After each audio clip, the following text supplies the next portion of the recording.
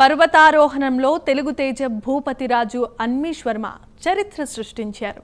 అతి తక్కువ సమయంలోనే ప్రఖ్యాత 7 వాల్కనిక్ సమ్మిట్లను అధిరోహించిన వ్యక్తిగా ప్రపంచ రికార్డులను నెలకొల్పారు.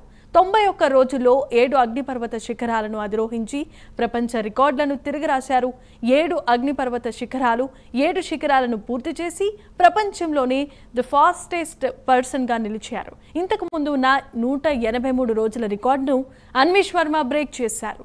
7 వోల్కానిక్ సమిట్స్ అండ్ 7 సమిట్స్ రెండింటిని అత్యంత వేగంగా పూర్తి చేసిన వ్యక్తిగా, అలాగే 2 అత్యంత కష్టమైన మౌంటనీరింగ్ ఛాలెంజ్లను అత్యంత తక్కువ సమయంలోనే పూర్తి చేసిన రికార్డ్ భూపతిరాజు అన్మీష్ వర్మ పేరుపై నమోదైంది.